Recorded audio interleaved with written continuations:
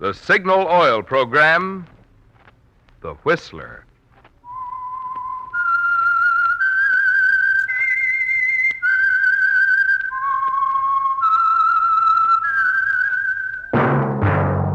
That whistle is your signal for the Signal Oil Program, The Whistler.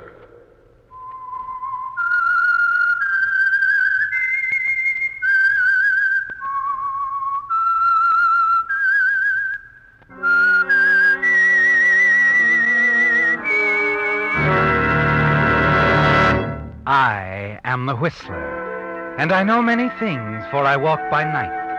I know many strange tales hidden in the hearts of men and women who have stepped into the shadows. Yes, I know the nameless terrors of which they dare not speak.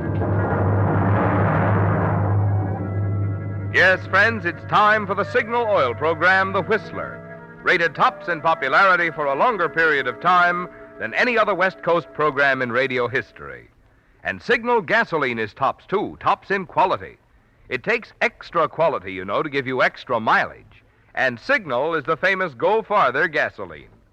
So look for the Signal Circle sign in yellow and black that identifies independently operated signal stations from Canada to Mexico.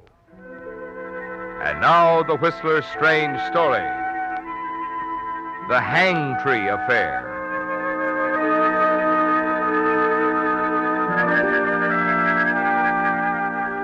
It was boredom that got Lee Ryan into it in the first place. His train out of Chicago for the West Coast was moving slow, with further delays expected because of the snowstorms ahead. Yes, he was bored and impatient. His last business venture in Chicago hadn't paid off too well, and he looked forward to his arrival in California and the prospects of a deal worthy of his talents. Lee decided that the club car might help pass the time. It did. The car was crowded, and he found himself sitting with a talkative man who seemed to know many things about many people, including a number of their fellow passengers. He was a reporter, a man whom Lee had known casually over a period of years. A reporter who apparently loved to report, and he talked to Lee confidentially as if to his city editor. Oh, you picked a great choo-choo, Lee. Yes, sir. I'm glad I'm getting off. You can carry on for me. How do you mean? Well, you can follow my boy, Jeff Larkins. There's no story there as far as my newspaper concerned. The city editor's washing it up. Larkin? That sounds familiar. Yeah, I bet he looks that way, too. Hey, right over there with that girl. Oh, she's not bad. Huh? Oh, she's just like all the rest. Hanging around him thinking he's going to get that money. Money? Oh, you didn't recognize him, eh? An ex-con. But I knew him when he was a big, big man. And who's Lee? Anybody's. Time it happened, he was the brains. Yeah. Well, that's what they say. He'd planned the robberies, and his partner, Noisy Nevins, pulled them off. Oh, great team, great Oh, team. Noisy Nevins, huh? The nitroglycerin artist. Yeah. Oh, Noisy could blow a safe door off clean as a housewife and open a can of peas. Oh, sure, now I'm with you. They used to work together. But the last big job they pulled, a $100,000 bank job, Larkin got careless. He also got 5 years. Who got the 100,000? Oh, it disappeared, and so did Nevins. That's why I've been tagging Larkin around ever since he walked out of that pen 6 months ago. Your paper figured he'd meet Nevins, split the dough. That's right. Only my paper was wrong. Larkin knows from nothing where that dough is. And Noisy? Oh, he's quiet now as they get, and permanent, too. Oh. Yeah, got that way about a month ago. I think it was an auto accident out in Frisco. It was too bad. Nevins was probably the only guy in the world who knew where that money was. You figure he stashed it away somewhere? Right, absolutely right. $100,000, and it stays stashed. Well, that poor girl wasting her time with Larkin. Somebody should tell her. Yes, $100,000 in unmarked bills. Negotiable as a mud puddle and a pogo stick. Uh-huh. Say, you know what's a funny thing? Why, when I was a kid, I could never manage one of those things. Oh, no? No. Well, I was pretty good. Oh, you kidding me, Yeah. really? Well, I'll be seeing you, pal. Happy as scoops. Well, don't worry about me. I'm getting off the next stop. My best to Larkin if you should run into him. Yeah, I'll remember. And I just might run into him.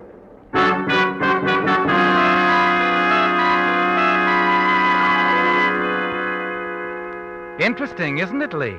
A man with $100,000, only he doesn't know where it is.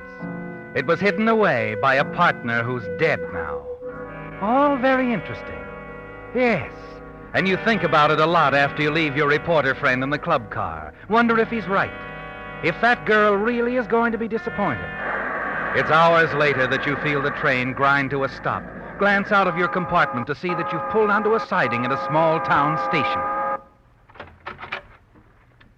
Porter, what's wrong? Why are we stopping? It won't be for long, sir. It's just the snow. Oh, yes. There's time to get off for a while if you want to. Some of the passengers are. We'll be here about an hour. Oh, thank you. I don't think I'll bother.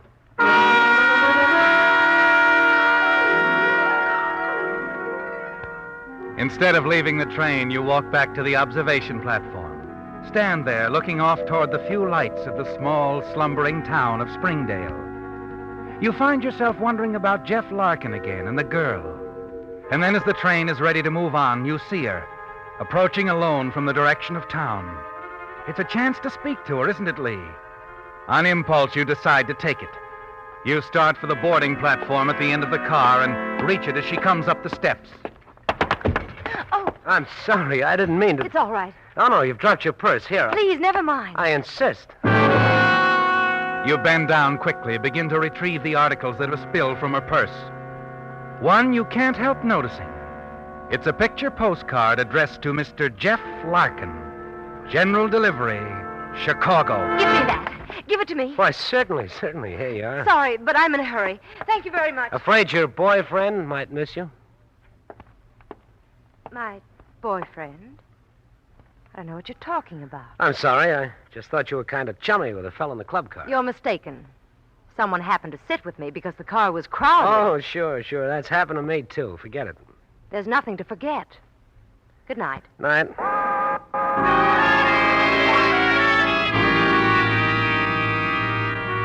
She wasn't very cooperative, was she, Lee? And you wonder why. Wonder also about the card addressed to Larkin. Why she got so excited about it. The next morning, following the stop at Denver, you find out. Yes, conductor? I'm sorry to bother you, Mr. Ryan, but we've been questioning all the passengers. Questioning them? About what? Oh, I'm sorry. This is Lieutenant Knowles, Denver Police. Lieutenant? To explain quickly, Mr. Ryan, a man a few compartments down from you has been murdered. On this train? No, happened at a place called Springdale. When we pulled into a siding, Mr. Ryan. Oh, I remember. We stopped for about an hour. Yeah, that's the place. During that hour, the victim, a man named Jeff Larkin... Larkin? You know him? Oh, no. I've heard of him, that's all. I guess a lot of people have. Anyway, Larkin got off the train for some reason, never got back on. His body was found a short time later in an alley at the edge of town. He'd been shot. Poor devil. We've been trying to find someone who got off with him or talked to him just before. No luck so far. But now, the young lady in 29, Miss Clinton, says she spoke to Larkin earlier in the club car. But that's the last she saw of him. Oh, she didn't get off at Springdale? No. She says she stayed in her compartment the whole time. I see. And you, Ryan? Well, I walked back to the observation car. I was there, 20 minutes or so. But you didn't observe anything. Oh, no. I'm sorry, Lieutenant. I didn't observe a thing.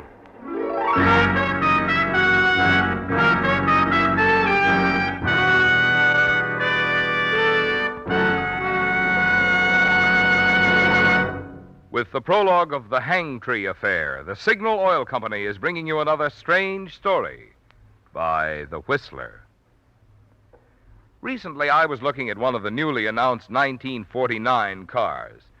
As the salesman pointed out the air conditioner and the front seat that drops back to make a bed, I couldn't help thinking it's the trend of really modern products to do more than is primarily expected of them. Just as Signal Premium Compounded Motor Oil does so much more than just lubricate. Of course, Signal Premium has 100% pure paraffin base, the finest money can buy. But in addition, Signal Premium Oil contains scientific compounds that go to work inside your motor, doing jobs that regular oil alone can never do. One compound, for instance, washes out accumulated carbon gum and varnish. Another compound guards expensive bearings from corrosion. And still other compounds keep the oil from thinning and prevent excessive foaming. No wonder Signal Premium is the oil that guarantees a sweeter running motor. So next time you change oil, have your Signal dealer put in the modern type Signal oil that does so much more than just lubricate. Signal Premium Compounded Motor Oil. And now back to the Whistler.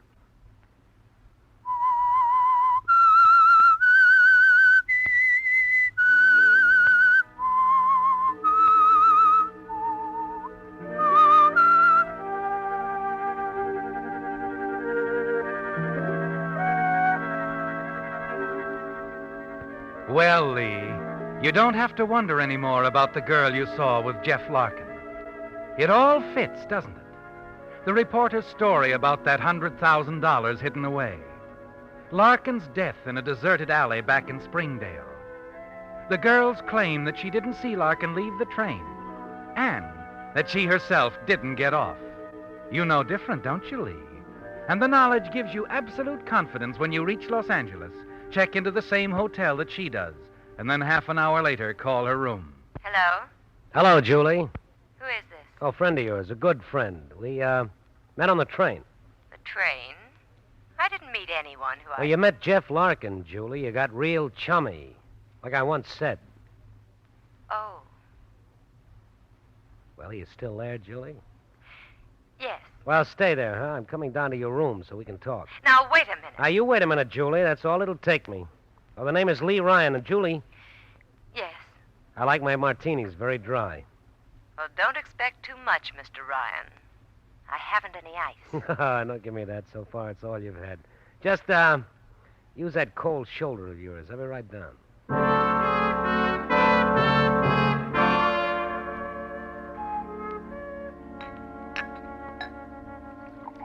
I don't do this for everybody, Mr. Ryan. I don't lie for everybody. Really, you're mistaken about that. Oh, is that so? Yeah, the drink looks good. I think yours looks better. Let's switch, shall we? Cagey, Suits me. Oh, it's good. Now, to the business at hand, Julie. Sounds terribly boring. Oh, I'm not nearly as bored as I was when I started this trip. Things are beginning to look up. It's why I didn't tell that police detective that you got off that train. I couldn't resist a certain possibility. Namely? That you know something. Look, I don't care about Larkin. What were you after? What's that address unknown, Julie? That spot where Nevin stashed that $100,000. Hey, I got it. What have you got, Mr. Ryan? The, postcard, that picture on it. Someplace up north. Mother Lode Country, Silver City, wasn't it? You're talking thick, Mr. Ryan. Hey, what did you do? What did you put in this? In my drink? I'm getting dizzy. Julie! I had you figured perfectly, smart boy. You shouldn't have switched drinks with me. But you'll be all right.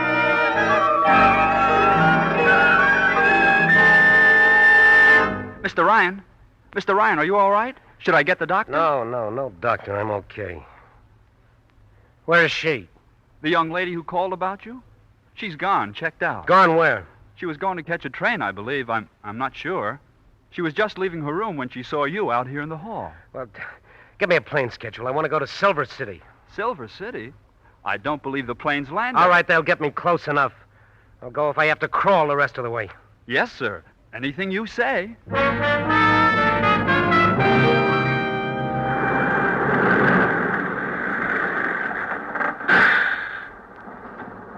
It's as far as the stage goes, mister. Silver City.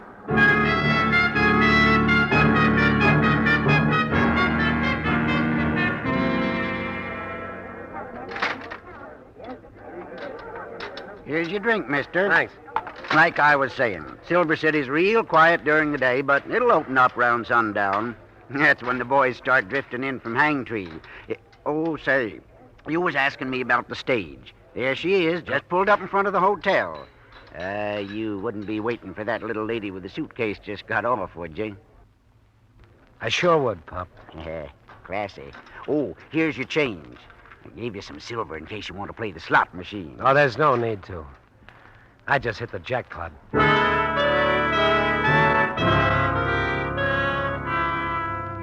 As you sit there at the bar, watch Julie enter the hotel across the street.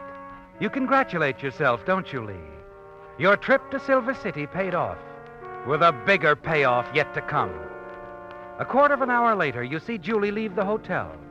Watch her as she enters a cafe halfway down the block. Quickly, you leave the bar and hurry into the hotel. Say, clerk, I've been expecting someone, a young lady. She was supposed to arrive on the bus. Oh, Miss Clayton. Why, yeah, she checked in a little while ago. A roommate. Oh, good. But she ain't in now.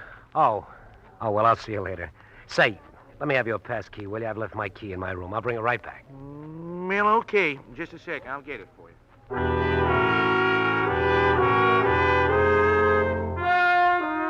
Moments later, you slip into Julie's room. Quickly, you go through her suitcase and pocket the gun. Then, as you turn, your eye catches sight of something on the dresser. It's the postcard, the same one Julie dropped on the train, the card addressed to the late Jeff Larkin.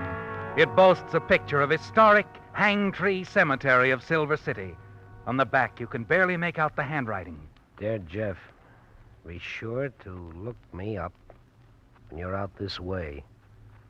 Hope to see you soon. Johnny Burgess. Johnny Burgess?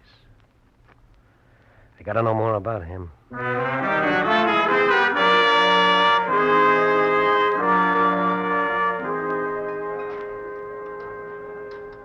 Burgess? Yeah. Well, how do you like that? Your friend was in here asking about him. My friend? Mm-hmm. Lady that got off the bus a little while ago. Asked me if Johnny Burgess had been in lately. You know something? Johnny Burgess died over 50 years ago. What? Yeah. Silver Johnny, they called him. Big man. Another big man. Yes, sir. Owned a mine. Town, too. Yes, sir. You been out to the cemetery? The cemetery? Johnny's got the fanciest resting place of them all. Heard it cost over $10,000. Big granite crypt, got a life-size statue of Johnny on top, and... What's the matter, young fella? Oh, nothing. Look, how do you get out there to the cemetery? Oh, easy. Just go right down the end of C Street here, then turn left by the Signal Oil Station, go up the road. You'll see a tree top of the hill. That's old Hangtree. Right beyond it, other side of the hill, real handy like's the cemetery. Oh, thank you. Thanks a lot.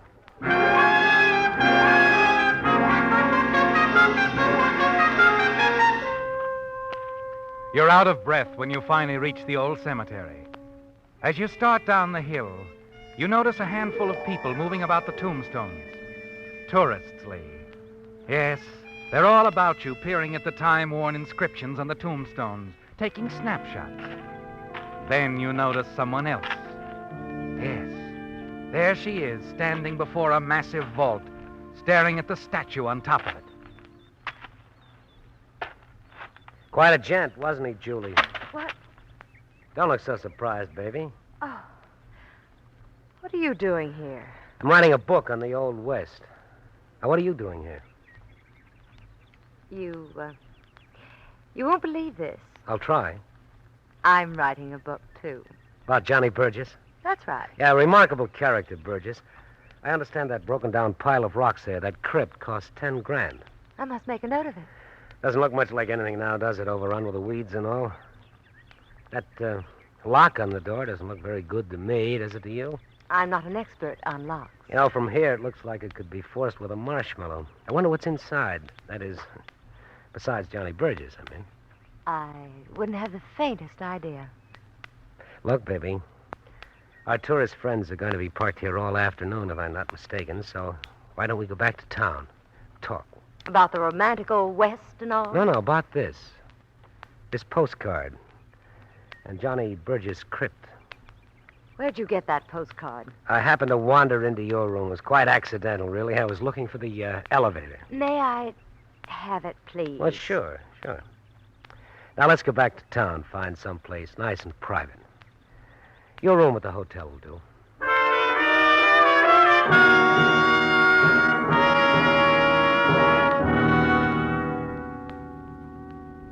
You know, Lee, you're a pretty smart boy. Oh, thanks, honey. It was really very simple. Nevin sent the card to Larkin to let him know where the dough was stashed. Hangtree Cemetery. The $100,000's hidden in that vault, the final resting place of Silver Johnny Burgess. Give me a cigarette, will you? Help yourself. Thank you. You been to Frisco? Mm-hmm. Oh, that's a great town. We could have a wonderful time there, Julie. Could we? Yeah, besides, we'll be rolling in dough. Lee, Yeah. just where do we stand? I mean about the... We're partners, honey. We're partners. I see. You'll have to give me a little time to think it over. Oh, sure. You know, there's one little thing I've been wondering about you, Julie. How'd you break into this affair? You're not Larkin's girlfriend. You picked him up on the train, didn't you? That's unkind. Oh. So you and Noisy Nevins used to hold hands. So we did. I met him in San Francisco while Larkin was in prison. You must have discovered that your boyfriend sent word to Larkin when he got out. About where the dough was, I mean. Something like that. But Nevins didn't tell you where it was. He was not very cooperative at times, Lee. Yeah? I bet you even suggested Nevins double-cross Larkin so that the two of you could have all the dough. Do you think? Yeah, I do. Well, Nevins wouldn't hear of it. He was one of those honest people, code of the underworld and all that. Funny, I thought he'd do anything I asked him. Except double-cross an old pal. Noisy seemed to think we could get along with half the money. Said he didn't deserve any more. Opening safes came so easy to him. Yeah, to him and his nitro. So when Nevins was killed in that accident, you saw that half go out the window. You didn't know where it was hidden, but Larkin did. He'd get it all. So... Do we have to go into that part of it? No. No, I guess not. We'll forget about it. We'll forget about everything except that in another half hour it'll be dark. And then we have a date with Johnny Bridges. And $100,000. Now, we can be in Frisco by morning. What do you say? Oh, I don't know, Lee. I can talk you into it. I know. Can you? Well, Keep talking, Lee. I may buy.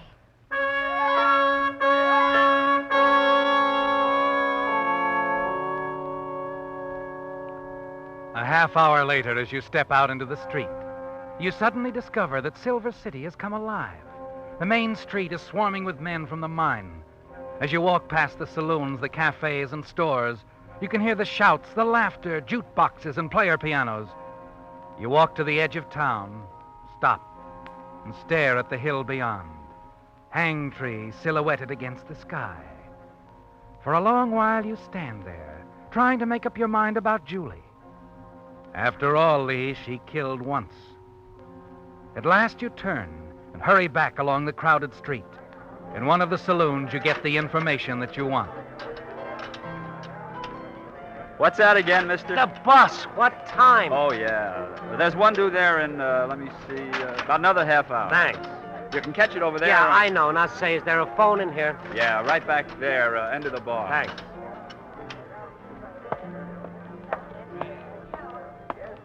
You push your way through the crowd to the rear of the saloon, to the telephone booth, and place your call. Hello? It's all set, baby. Still want to go to Frisco? Of course I do. All right. We'll get the stuff and leave tonight. Now, you wait for me. Stay right where you are. I'll pick you up in about 10 minutes. I'll be waiting, Lee.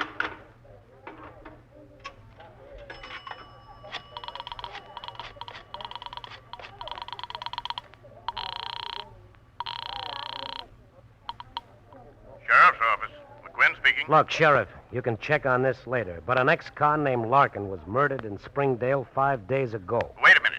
Who is You'll it? find the murder gun at the Elmira Hotel in room 8. It's under a seat cushion, a chair by the window. You'll also find the dame there who pulled the trigger. Now, hold on here. Who is this?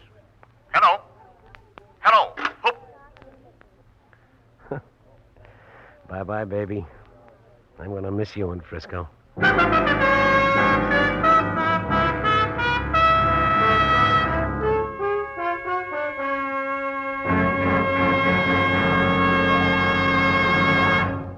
The Whistler will return in just a moment with a strange ending to tonight's story. Meantime, since there are only 5 shopping days till Christmas, I have a brilliant last-minute idea. I hope there are no little boys listening, because what I want to suggest is that there is no finer present than a switch for that forgotten name on your gift list. The forgotten name I'm referring to is your car, and the switch I'm suggesting is a switch to Signal. You know that Signal gasoline must have something. For Signal to have grown so in popularity from a mere handful of stations in Southern California to almost 2,000 Signal dealers, serving 6 western states from Canada to Mexico. Of course, I don't have to tell you that Signal is famous as the Go Farther gasoline. But even more important to you is the extra driving pleasure you enjoy, thanks to the extra efficiency today's Signal coaxes from your motor. So if you want your gas pedal to keep that Christmas morning thrill year-round, remember Marvin Miller's suggestion. Give your car a switch for Christmas. A switch to Signal gasoline. And now back to the Whistler.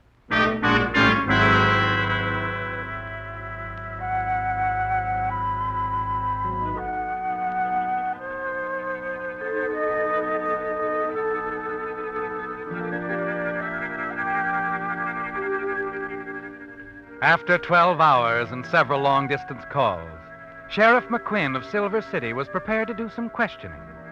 He talked to Lieutenant Knowles in Denver and to the San Francisco police. Now at last he felt that the puzzle was beginning to fit together. All that remained was to walk through the quiet early morning gloom to the cell occupied by his angry, impatient prisoner. It's about time you're talking to me. What's it all about? You can't hold me here like this. Now, just take it easy, lady. I can, and I'm doing it. But I haven't... Sit down. I've been making some phone calls. Picked up lots of things about you. What of it? In San Francisco, they tell me you used to run around with Noisy Nevins. So? So, that's very interesting. Add it to the gun you were carrying around, and it could spell a murder in Springdale. You'll have to prove that. Lieutenant Knowles thinks he can. The caliber of the gun, you know, ballistics, and then the motive.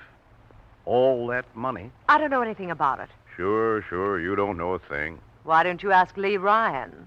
We don't have to, lady. We're satisfied with what happened to him last night was Nevin's work. Just like a hand from the grave. A double-crossing hand. What do you mean? Out at the cemetery, when your friend Ryan tried breaking into Silver Johnny's last resting place. Yeah, Noisy Nevins was an expert with TNT. He wasn't planning to share that dough with anybody. He set a booby trap to kill his old pal Larkin. But Ryan got it instead.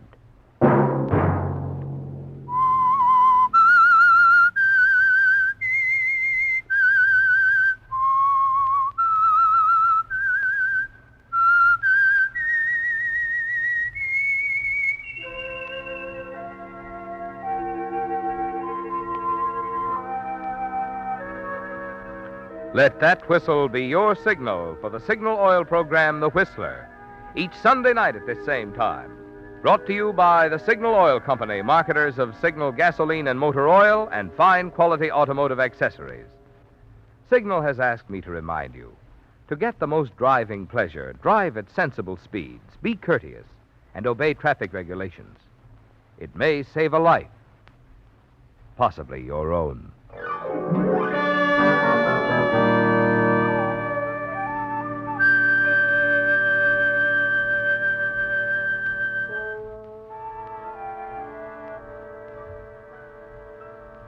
Featured in tonight's story were Frank Lovejoy and Doris Singleton. The Whistler was produced and directed by George W. Allen, with story by Joel Malone and Adrian Jondeau, music by Wilbur Hatch, and was transmitted to our troops overseas by the Armed Forces Radio Service. Remember, at this same time next Sunday, another strange tale by The Whistler. This is Marvin Miller speaking. This is CBS, the Columbia Broadcasting System.